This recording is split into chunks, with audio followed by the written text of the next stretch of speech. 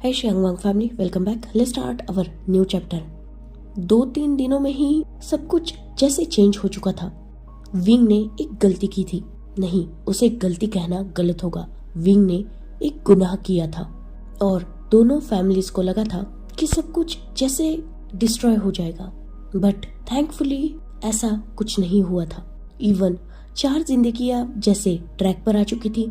सबने अपने प्यार को, अपने फेथ को, अपनी डेस्टिनी को जैसे एक्सेप्ट कर लिया था, इंक्लूडिंग विंग। जिससे ये सारी चीजें स्टार्ट हुई थी, उसी ने फिर एक बार सबको जैसे एक न्यू बिगनिंग दी थी। पहले विंग प्यार, वेडिंग, इन सब चीजों से जैसे डरता था। फीलिंग्स, इमोशंस उसे कभी भी इफेक्ट नहीं करते थे। अटैचमेंट उसके लिए यूजलेस थी। इमोशंस, फीलिंग्स, अटैचमेंट्स, इससे पहले वो बर्डन समझता था और वेडिंग को बस एक यूजलेस रिस्पॉन्सिबिलिटी। पर आज जब वो खुद की वेडिंग वांगजी के साथ फिक्स्ड करके आया है, तो उसे बर्डन फील नहीं हो रहा। उसे ये कोई यूजलेस रिस्पॉन्सिबिलिटी नहीं लग रही। इवन वो बहुत ज्यादा खुश है, सेटिस्फाइड है अपने डिसीजन से। वही दूसरी तरफ जियांग चैंग भी बहुत ज्यादा खुश है। वो आज तक डरता आया था सिचैन को खोने से। बहुत एफर्ट्स किए थे उसने सिचैन के लिए, पर सिचैन को कन्फेस करने की हिम्मत जियांग चैंग में नहीं थी, क्योंकि उसके अंदर डर बहुत ज्यादा था। पर आज उसके गगन ने इस मैटर में इंटरफेयर करके कहीं ना कहीं अच्छा किया। एटलीस्ट जिससे वो पहली नजर में देखते ही प्यार करने लगा था, वो ओमेगा अब उसका लाइफ पार्टनर बनने वाला है। जहाँ एक तरफ जियांग्स ब्रदर बहुत ज्यादा खुश थे, वही सेम खुशी और सेम एक्साइटमेंट दोनों लैंस ओमेगा ब्रदर्स में भी थी। सिचैन भी आज विंग और साथ ही चैंग की बातों से बहुत ज्यादा खुश भी हुए थे और साथ ही कन्विंस भी। पहले उन्हें सोसाइटी का डर था, क्योंकि ऑब्वियसली वो चैंग से करीबन 5 से 6 साल बड़े हैं और एक ओमेगा का अल्फा से बड़ा होना सोसाइटी में गॉसिप का टॉपिक बन सकता है, और सिचैन ऐसा नहीं चाहते थे। वो अपनी फैमिली की रेपुटेशन डाउन नहीं करना चाहते थे। शायद यही रीजन था कि चैंग के एफर्ट्स को समझते हुए भी वो कभी भी उन एफर्ट्स को अप्रिशिएट नहीं कर पाए थे। पर आज जब विंग ने क्लियरली उनसे बातें की और साथ ही चैंग ने भी उन्हें अश्योरेंस दिया, चैंग की आंखों में जो प्यार था उसे देखकर सिचैन भी खुद को रोक नहीं पाए थे। फाइनली उन्होंने भी एक्सेप्ट कर लिया था। दोनों फैमिलीज को कोई प्रॉब्लम नहीं थी, ये देखकर भी सिचैन को अच्छा लगा था। वही वांगजी, वो तो बहुत ज्यादा खुश था। फाइनली जिस प्रोफेसर के लिए वो इतना कुछ कर रहा था, वो उसे हासिल हो चुका था। और मोस्ट इम्पोर्टेंट, अब वांगजी के अंदर डर नहीं था। वो श्योर था कि विंग उसे छोड़ के कहीं नहीं जाएगा और उसके अलावा किसी और की तरफ देखेगा भी नहीं।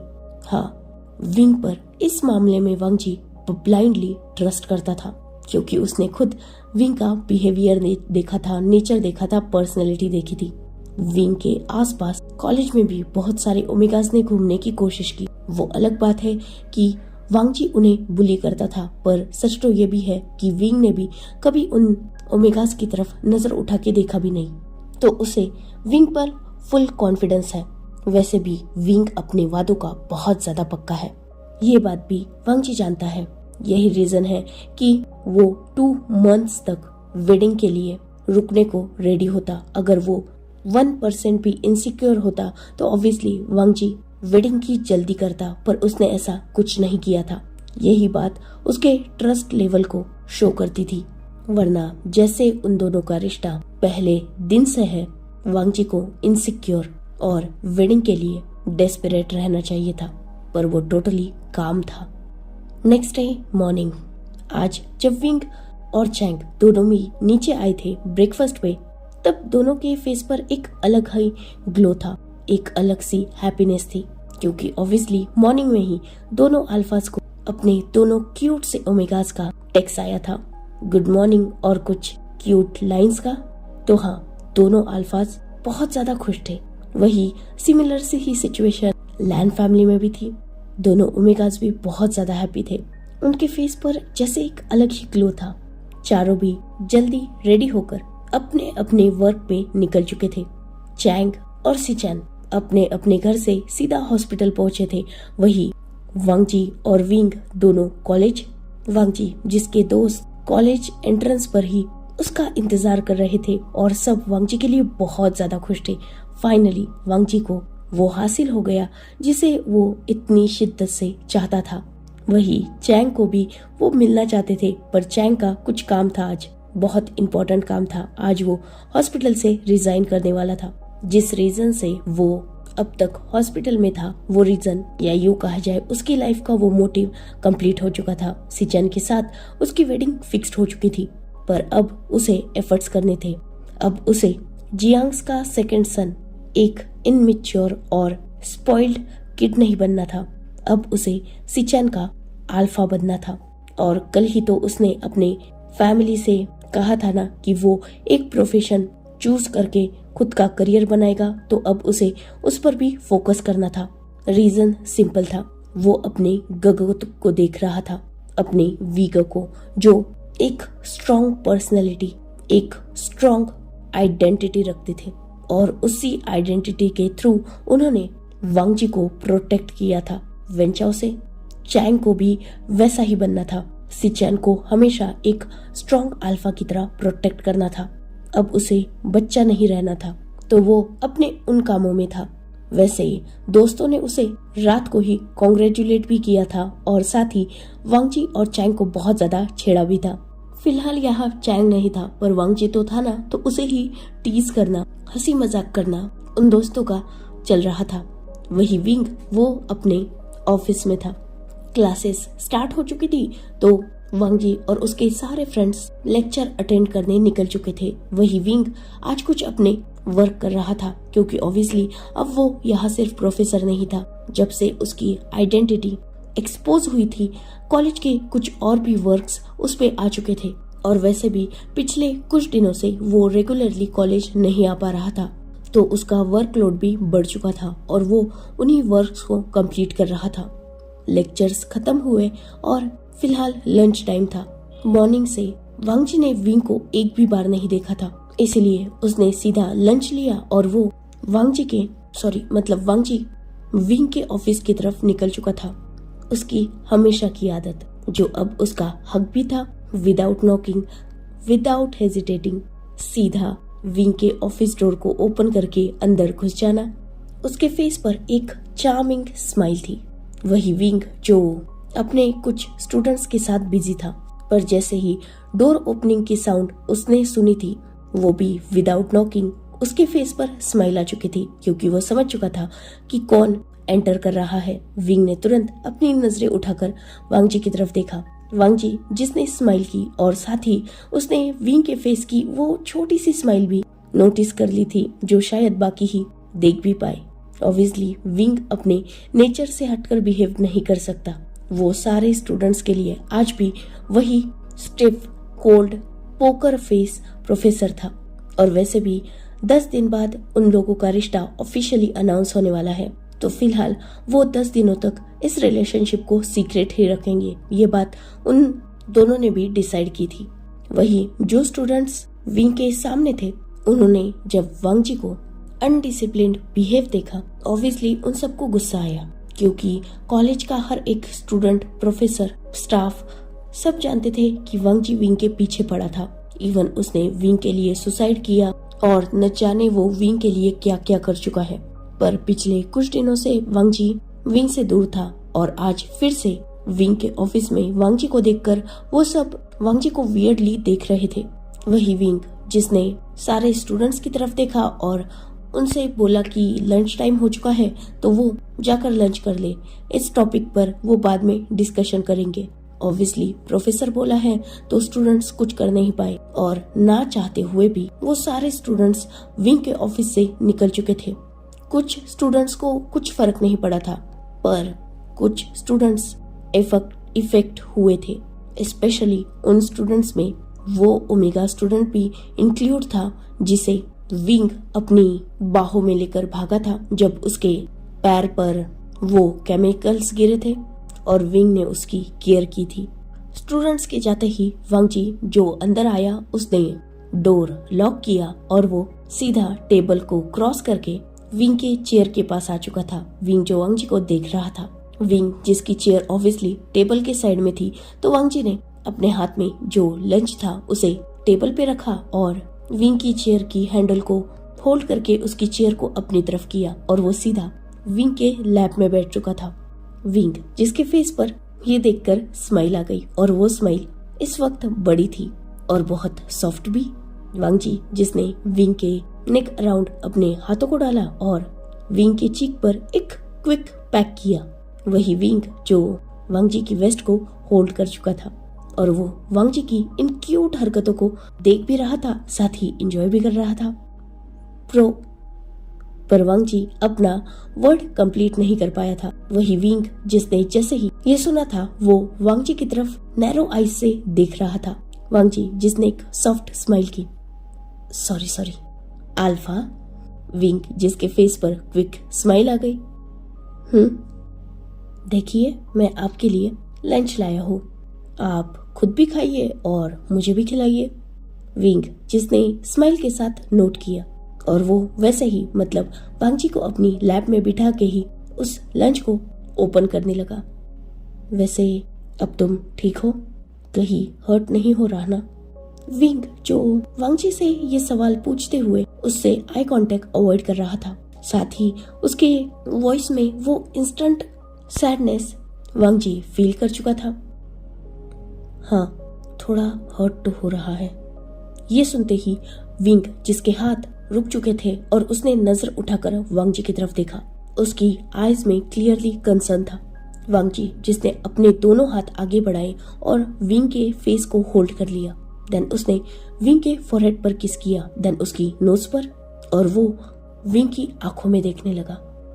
प्रोफेसर, नहीं अल्फा, मुझे हर्ट अपनी बॉडी में नहीं हो रहा है, पर जब भी आप इस टॉपिक के बारे में बात करते हो, इवन मेरी केयर के लिए ही आपने ये क्वेश्चन किया, फिर भी आप तुरंत अपसेट हो गए और आपको सैड देख के मुझे ज्यादा हर्ट हो रहा है। प्लीज छोड़ दीजिए सब कुछ, भूल जाइए, just forget it and move on. और मैंने कहा ना, अगर उस रात ने मुझे आपको दिया है तो वो रात मेरी जिंदगी की सबसे खूबसूरत रात थी, और आप उसी रात को ऐसे अपसेट होके हमेशा सैड रह के इंसल्ट नहीं कर सकते। कहीं ना कहीं ये मुझे बुरा फील करा रहा है। सो प्लीज, मैं आपको लास्ट टाइम बता रहा हूँ, मैं बिल्कुल ठीक हूँ। इनफैक्ट मैं बहुत ज्यादा खुश हूँ। आप मेरी लाइफ में है, मेरा प्यार मेरी लाइफ में है, तो मैं क्यों हर्ट रहूंगा? मेरे प्यार ने अगर मुझसे कुछ चाहा और वो मुझसे लिया तो मेरी नजर में ये गलत नहीं है। अगर आपको वो गलत भी लगता है तो आप उसे भूल सकते हैं, पर हमेशा उस बारे में बात करके अपसेट हो जाना, ये मुझे हर्ट करता है। So please stop it. मैं परफेक्टली फाइन हूँ, मेरी बॉडी में कोई पेन नहीं है और मैं बिल्कुल हर्ट नहीं हूँ। Mentally, emotionally, physically I am perfectly fine. Even I am more happy, more satisfied. I love you so much, more than everything. So please stop overthinking.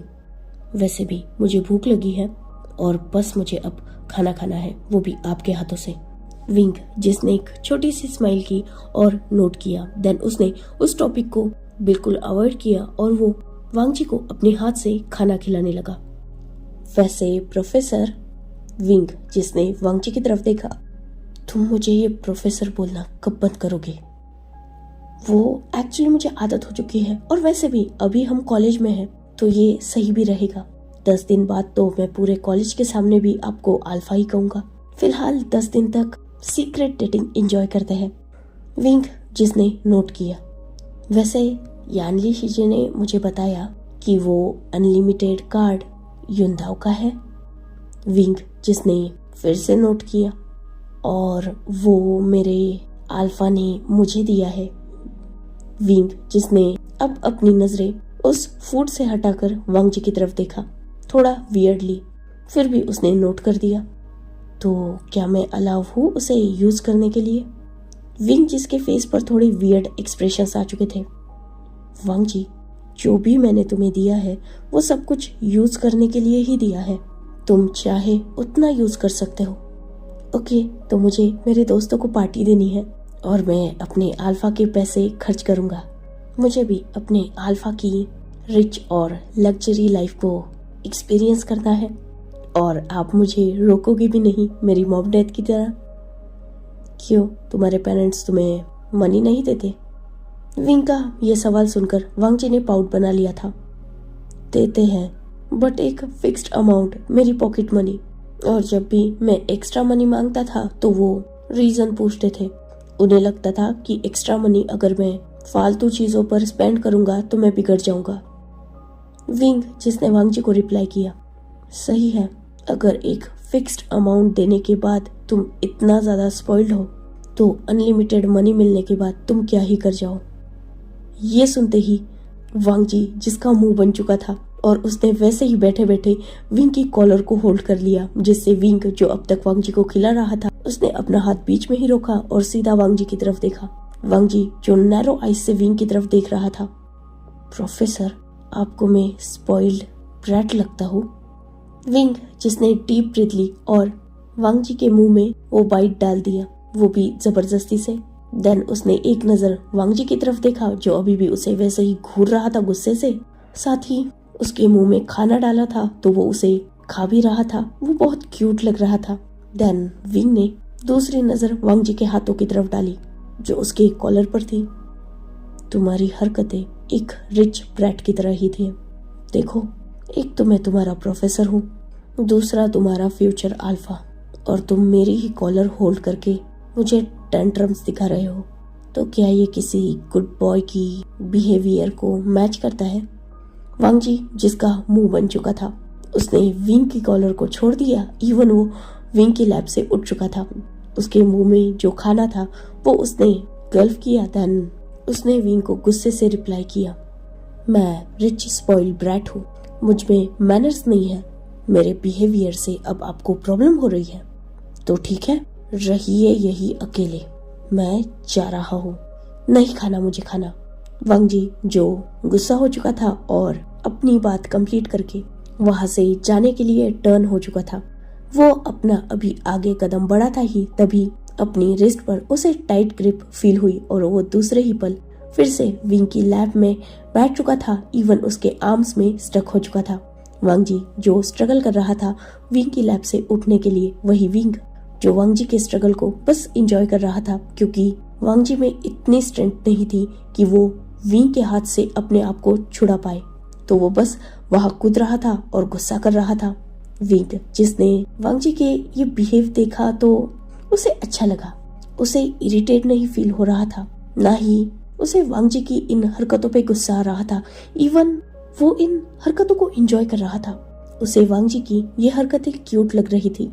जो विंग शॉर्ट टेम्पर था, किसी के टेंट्रम्स बर्दाश्त नहीं कर पाता था, ऐसे नाटक तो उसे बिल्कुल पसंद नहीं थे, पर आज वो वांग जी की वही सारी हरकतें फील कर रहा था और उन्हें एंजॉय भी कर रहा था।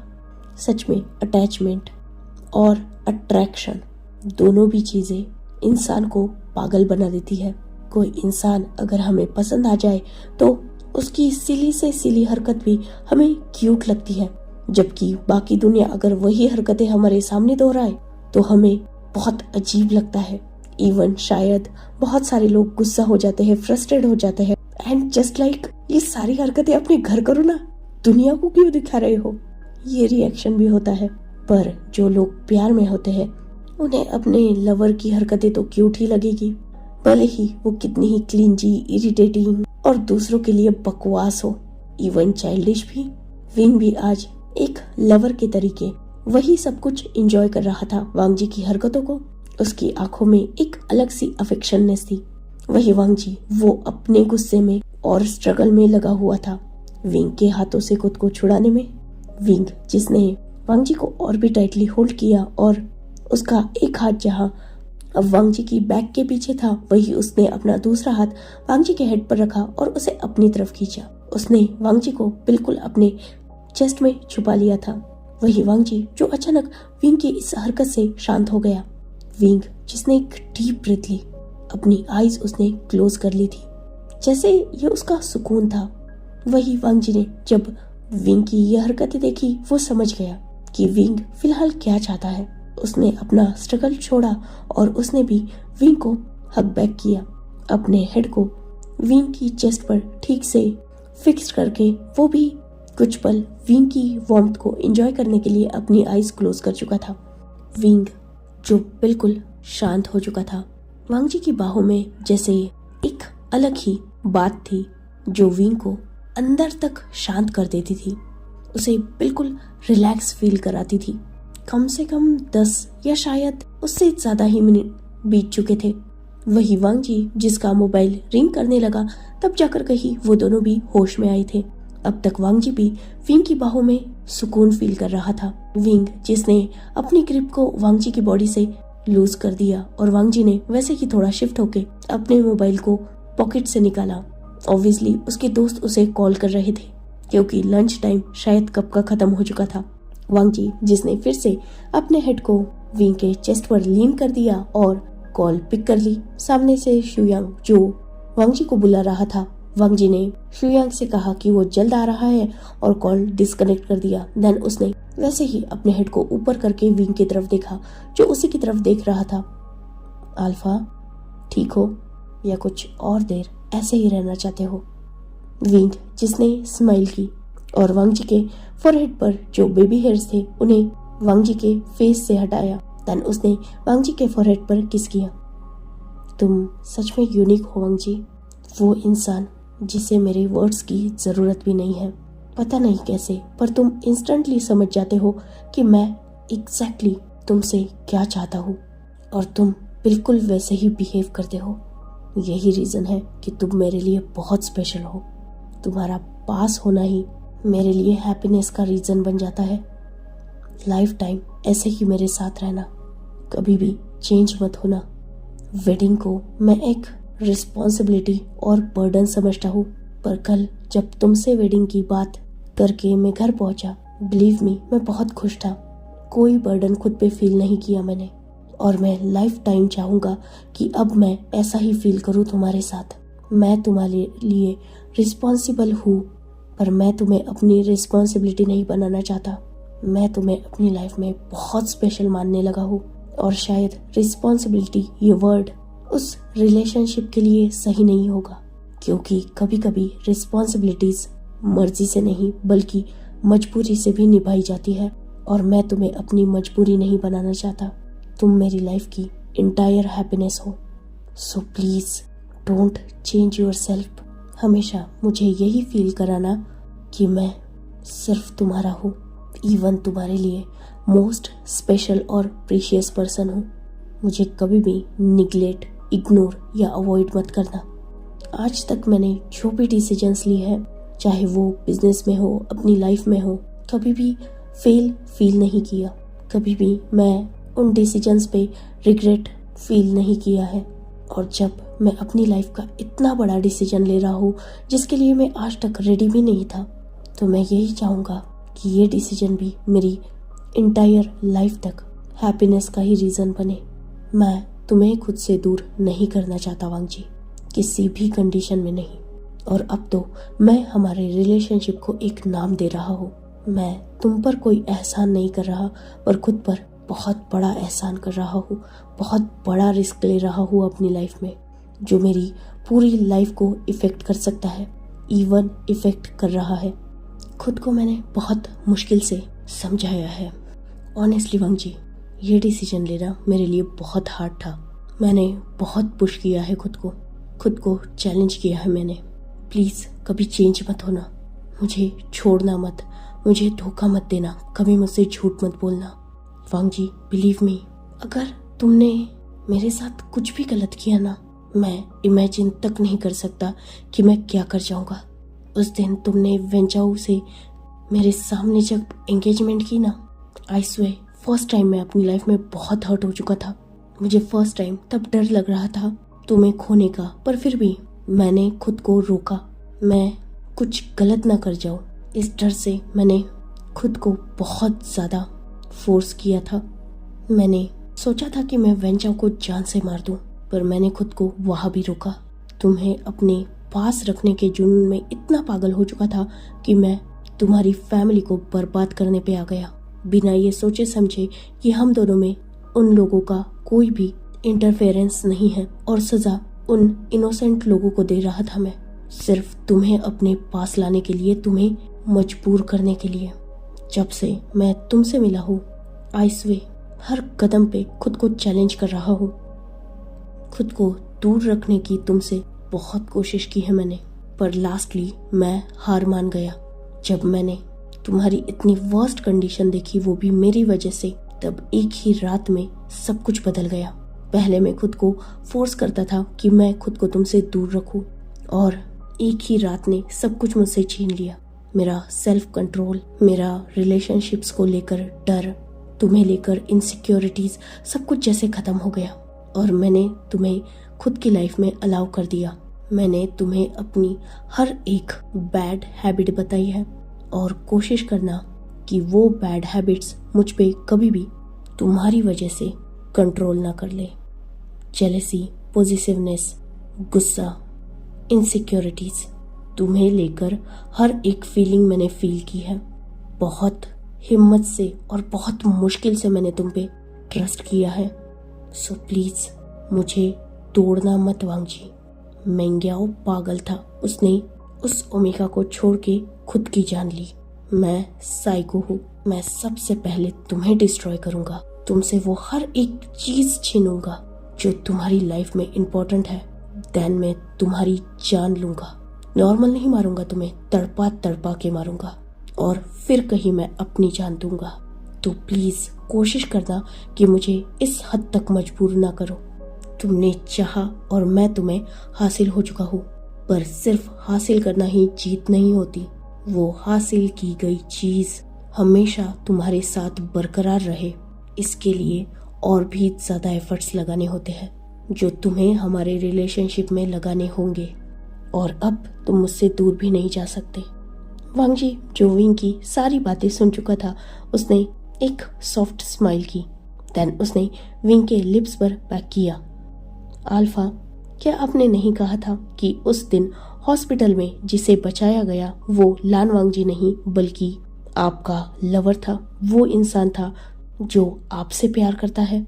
तो ऑब्वियसली जिसका रीबर्थ ही आपके लवर के आइडेंटिटी से हुआ है, वो आपको कैसे हर्ट कर सकता है? और सच में अगर मैंने आपको कभी हर्ट किया तो मैं अलाउ करता हूँ आपको। सच में मुझे इतनी बुरी मौत देना कि नेक्स्ट टाइम में मैं आपको धोखा देने के बारे में सोच भी ना पाऊँ। पर हाँ, नेक्स्ट लाइफ पे भी आप पे मेरा ही हक होगा। मैं आपसे कभी नहीं डरूंगा, और आपको अपने पास रखने के लिए मैं कुछ भी कर सकता हूँ, किसी भी हद तक जा सकता हूँ, चाहे वो हरकत कितनी ही वर्स्ट क्यों ना हो। मैं आपके प्यार में कुछ भी कर सकता हूँ, इवन कर चुका हूँ। विंग, जिसने इस बात पे स्माइल कर दी, वही वांगजी जो विंग को हक कर चुका था। उसके फेस पर एक क्रीपी स्माइल थी, वही विंग के फेस पर भी एक क्रीपी स्माइल थी। दोनों के दिमाग में कुछ सरीका ही चल रहा था।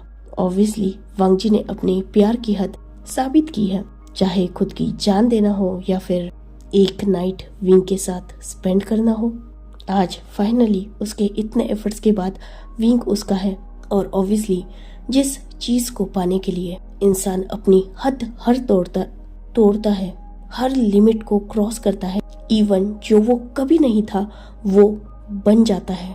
तो जस्ट इमेजिन उस इंसान की, उस चीज की, उस दूसरे इंसान की लाइफ में क्या अहमियत होगी। खैर, वांगजी जो कुछ देर विंग के साथ रहा और बाद में वो विंग की लैब से उठ चुका था, उसने विंग से कहा कि अब वो अपने दोस्तों के पास जा रहा है। विंग ने नोट किया और वांगजी वहां से निकल चुका था। देन वांगजी ने अपने फ्रेंड्स को ज्वाइन किया और वो सब अपने क्लासेस अटेंड करने लगे। कुछ देर बाद ही विंग ने वांगजी की क्लास में एंटर किया, क्योंकि नेक्स्ट लेक्चर उसका था। आज दोनों भी एक दूसरे की तरफ देख रहे थे और वांगजी के दोस्त इस बात पर वांगजी को टीज भी कर रहे थे, जो कहीं ना कहीं विंग भी समझ रहा था, और विंग को बहुत अंदर से हैप्पीनेस फील हो रही थी वांगजी को ब्लश करते हुए देखकर, वो भी उसके नाम से। ऑब्वियसली आज वांगजी के दोस्तों की आंखों में भी विंग को लेकर भी थोड़ी टीजिंग थी। मतलब वो आंखों ही आंखों में विंग को भी जैसे टीज कर रहे थे और ये बात विंग भी समझ रहा था। वो भी खुश था, भले ही उसके फेस पर वो स्माइल दिख नहीं रही थी, पर हाँ लग रहा था कि वो अंदर से खुश है। देन उसने अपनी क्लास कंप्लीट की और वो वहां से निकल चुका था। वही पूरा क्लास भी आज कहीं ना कहीं विंग का सॉफ्ट बिहेव नोटिस कर चुका था और वो सब भी खुश थे, खासकर वांगजी के दोस्त जो विंग के सॉफ्ट बिहेव पे भी वांगजी को ही टीज कर रहे थे। ऐसे ही उनका कॉलेज टाइम भी था और फाइनली घर जाने का वक्त हो चुका था। वांगजी जो घर निकलने ही वाला था तभी विंग का उसे कॉल आ गया और विंग ने उससे कहा कि वो लैंड मेंशन ना जाए बल्कि उसके साथ जियांग मेंशन आ जाए, उसे वांगजी से कुछ बात करनी है। वांगजी ने तुरंत नोट किया और अपनी कार को वही छोड़ दिया कॉलेज में। देन वो विंग की कार के पास गया। विंग जो कॉलेज के थोड़ा दूरी पर अपनी कार में वांगजी का ही इंतजार कर रहा था। वांगजी जो कार में बैठ गया देन वो वहां से निकल गए। वांगजी विंग के साथ जियांग मैंशन पहुंचा जहां उसने देखा कि ऑलरेडी उसका भाई और चैंग भी मौजूद है।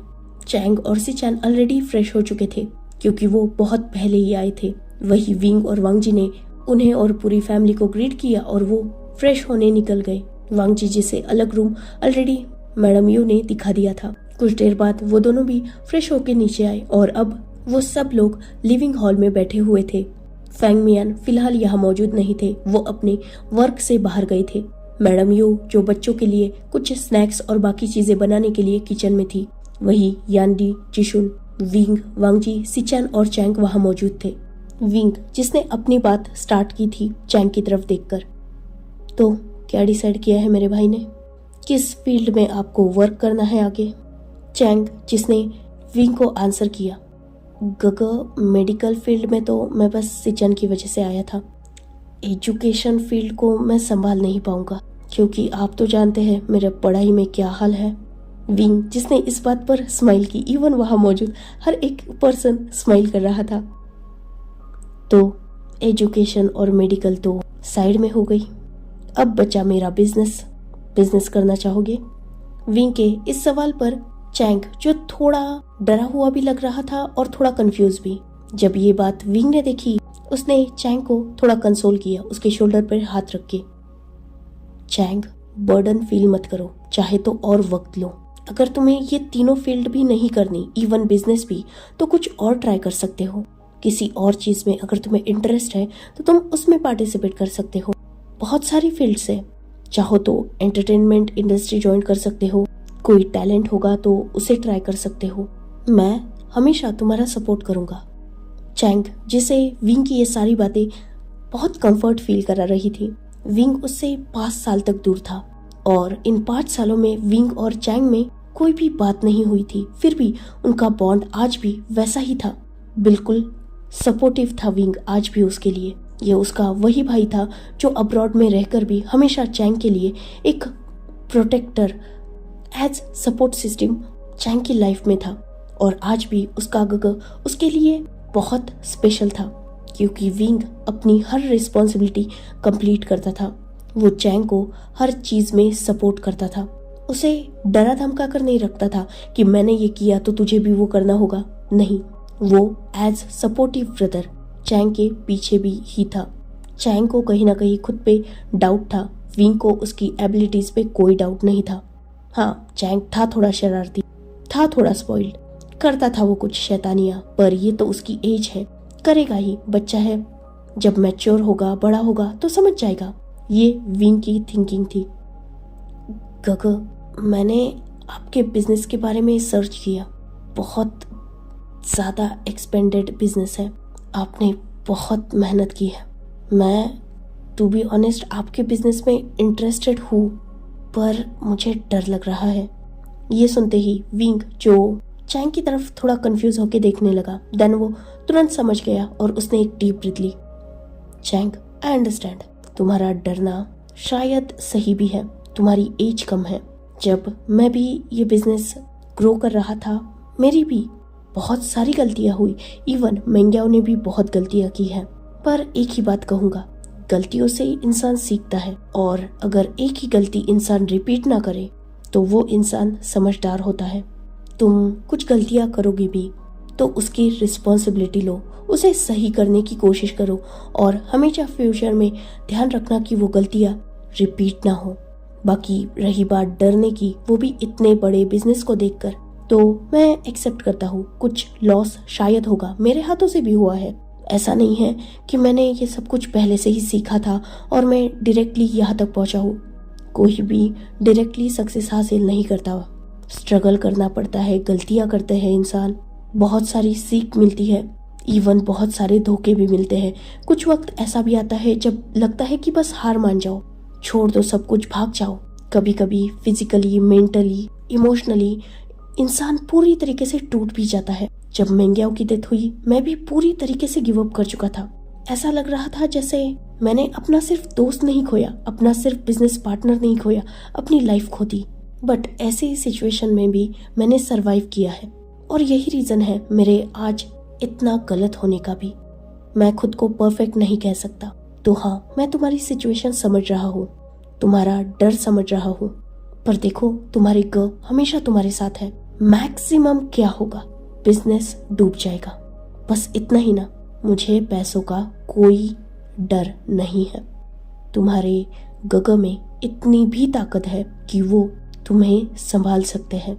तुम्हारी हर गलती की रिस्पॉन्सिबिलिटी मैं उठा सकता हूँ, तुम्हारी बड़ी सी बड़ी गलती को मैं माफ कर सकता हूँ, पर सिर्फ तब जब वो गलती हो, और गलतियाँ इंसान जानबूझ के नहीं करता, ये बात याद रखना।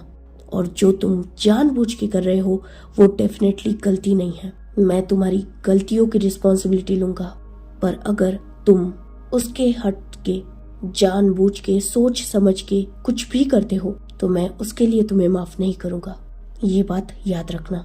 बाकी रही बात बिजनेस की, तुम लॉस भी करा दोगे तो मुझे कोई फर्क नहीं पड़ता, मैं संभाल लूंगा, सब कुछ संभाल लूंगा। तुम्हें सिखाने की बात रही तो जब भी तुम्हें मुश्किल लगे, जो बात ना समझ में आए, डायरेक्टली मेरे पास आना। किसी भी चीज को पूछते वक्त, चाहे कोई भी सवाल हो, कोई भी डाउट हो, ये फील मत करना कि ये तो बहुत सिली क्वेश्चन है और गग मुझ पे हंसेंगे या मुझे जज करेंगे। ऐसा कभी नहीं होगा तुम्हारे साथ। मैं तुम्हें हर कदम पे सपोर्ट करूंगा। आई नो कि मैं बचपन से ही एज बिग ब्रदर बहुत कम रहा हूँ तुम्हारे साथ, बहुत कम तुम्हारे लिए मैं स्टैंड ले पाया हूँ, बट अब जब मैं तुम्हारे साथ हूँ हमेशा तुम्हारे आगे खड़ा रहूंगा।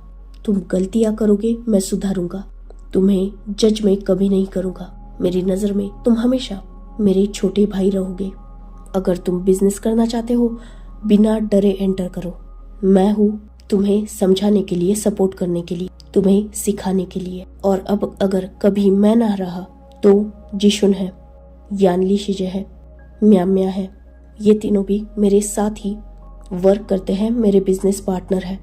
म्याम्या याद है ना, चैंग जिसने नोट किया, वो भी मेरी बिजनेस पार्टनर है और साथ ही मेरी दोस्त भी। तुम्हें अगर कभी भी ऐसा लगे कि तुम्हारा भाई तुम्हारे लिए अवेलेबल नहीं है, किसी वक्त अगर मैं तुम्हारे साथ नहीं भी रहा, तो ये तीनों हमेशा तुम्हारे लिए अवेलेबल रहेंगे। इतना ट्रस्ट है मुझे इन लोगों पर। सो डरो मत, एंटर करो, बेसिक से स्टार्ट करो, सीखो और फिर आगे बढ़ो। चैंग, जिसे विंग की ये सारी बातें सुनकर अच्छा लग रहा था, उसे बहुत स्ट्रॉन्ग फील होने लगा था। वो होता है ना, एक अलग ही कॉन्फिडेंस आ चुका था उसमें कि नहीं, अब डर नहीं है, मेरा भाई संभाल लेगा। और सच में मेरे ख्याल से बड़ों को छोटों के लिए ऐसा ही होना चाहिए। ऑब्वियसली मैं भी अपने घर में बड़ी हूँ, तो आई थिंक नहीं आइडल और परफेक्ट, तो एज सपोर्टिव हमें रहना चाहिए, हमारे लिटिल वन को समझना चाहिए। खैर, ये पर्सनल फिलोसफी हुई। Back to the story. Chang अब कॉन्फिडेंट फील कर रहा था, तो उसने नोट किया, ओके तो मैं बिजनेस में एंटर करूंगा। विंग जो खुश हो गया और उसने जिशुन की तरफ देखा। पीकॉक, मेरे भाई को बेसिक से सिखाना, और अगर कोई भी इसे प्रॉब्लम आए तो समझाने की कोशिश करना, ना समझे मेरे पास भेज देना, क्योंकि ऑब्वियसली मैं बिजनेस वापस ज्वाइन नहीं करने वाला, पर हाँ, मैं तुम लोगों का साथ भी नहीं छोड़ूंगा।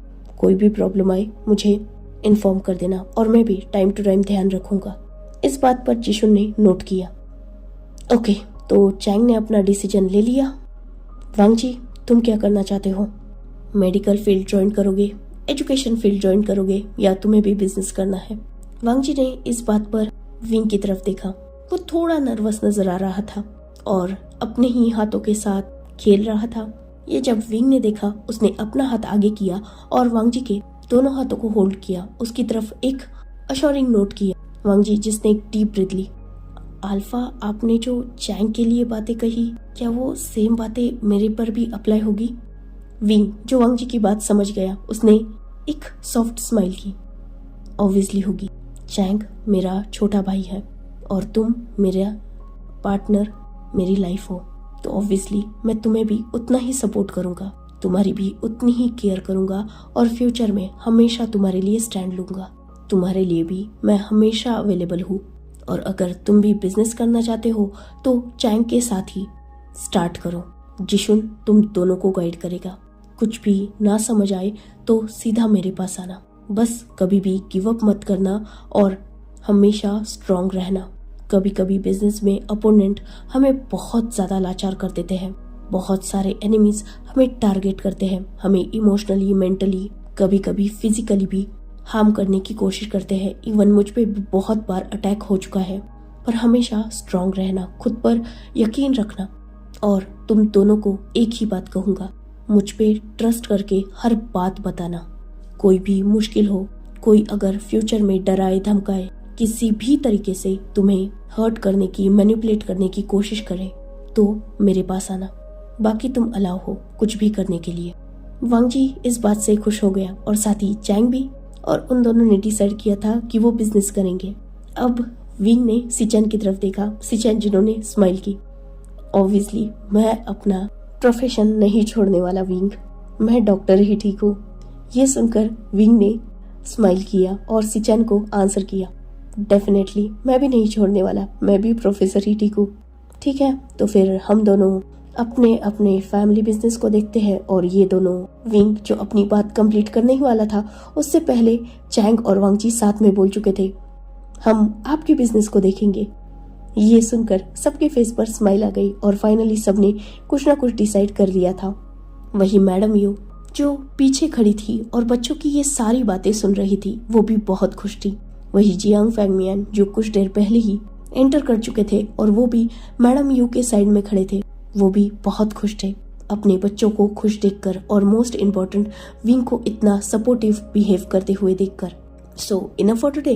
Let's take a break. Next chapter in next video.